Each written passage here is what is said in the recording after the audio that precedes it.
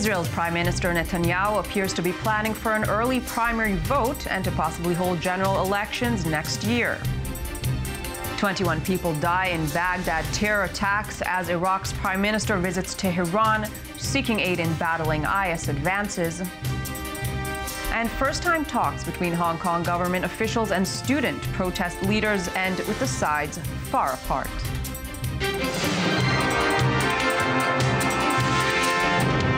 Good evening. You're watching I-24 News. I'm Michal with this hour's top stories.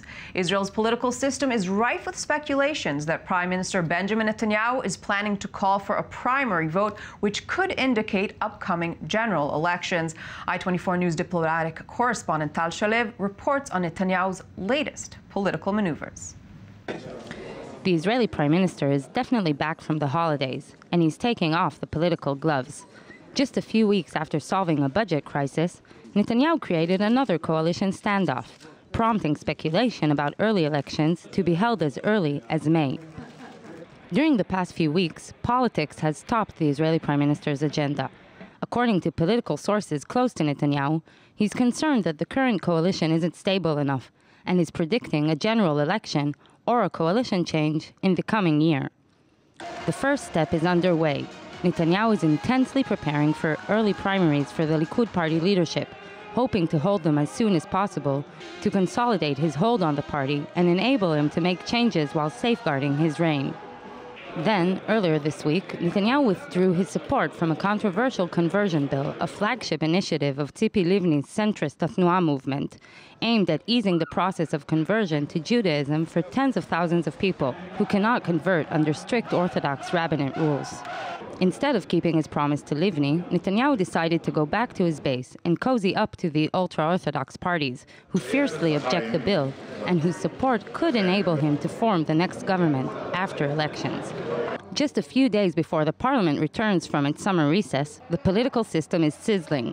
Netanyahu intends to summon all coalition party leaders for a stabilizing talk this week, but the growing sense is that an early general election is imminent, and Netanyahu is making sure that he will stay Bibi King. And at his 65th birthday celebration in his office, Netanyahu acknowledged the rumors, but said that the last thing the country needed right now was new elections, and that he planned to continue leading the country with the existing coalition.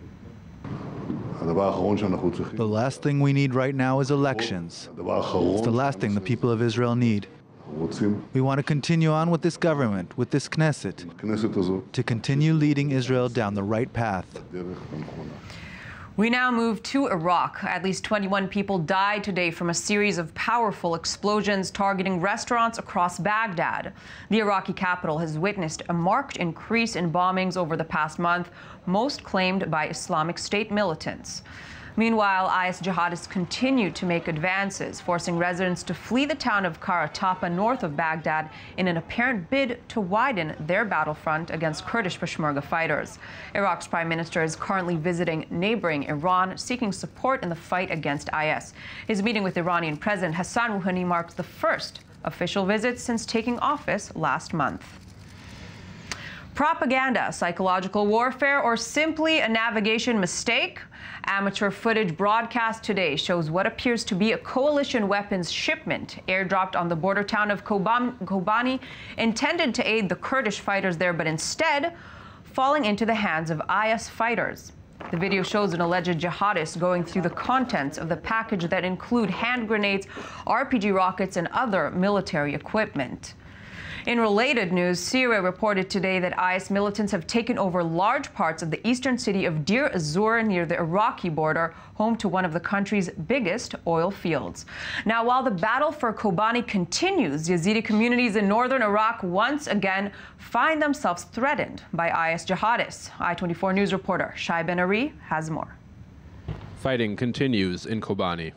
Recent days have seen some successes for the Kurdish defenders of the town and their rebel allies, with at least 70 IS casualties reported by local sources.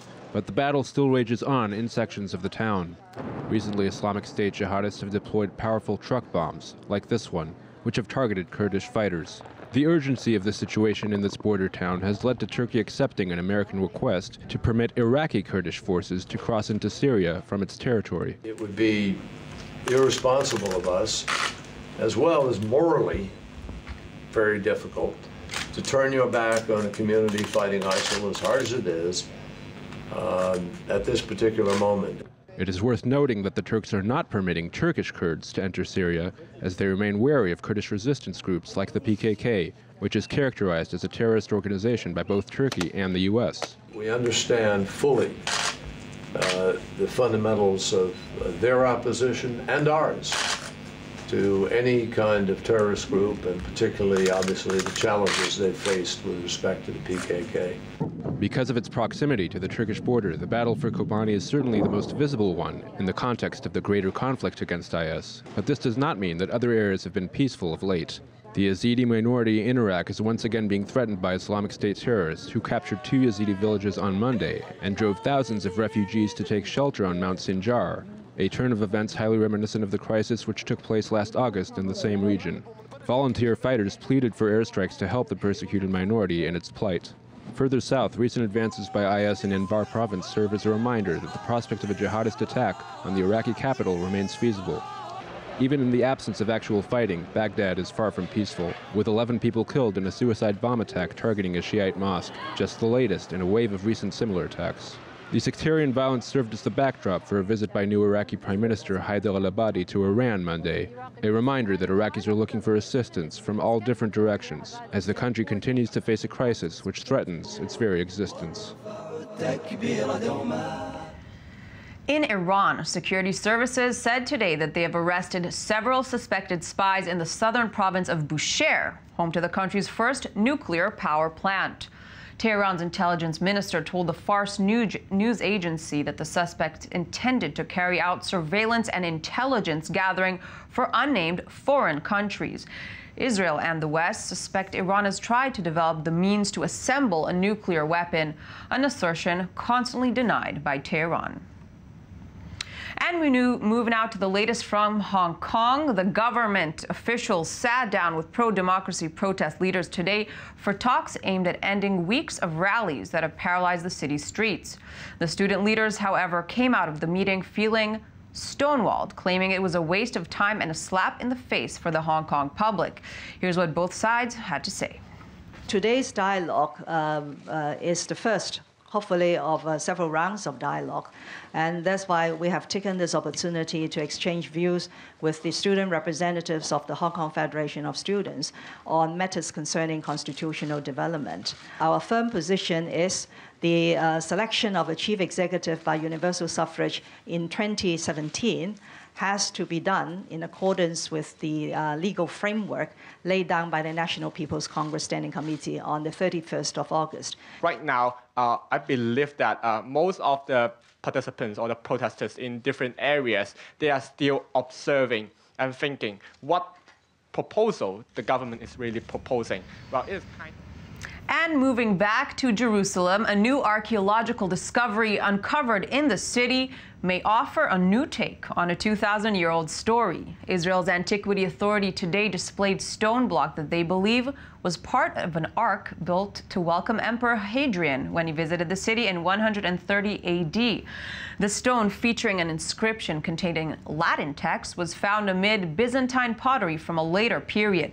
Experts say the fact that such an ark was erected fills out understanding of the extent to which the empire controlled Judea at the time. This is another puzzle in a historical mystery of what preceded what. The revolt of Bar Kokhba, or the foundation and the establishment of a city on top of the ruins of Jerusalem named Ilia Capitolina, and the change of status of Jerusalem to a Roman colony. We don't know yet which one preceded, but this is one piece in the puzzle. Well, that wraps up our latest news coverage. Join us again in just 20 minutes for our next news bulletin. Thank you for watching.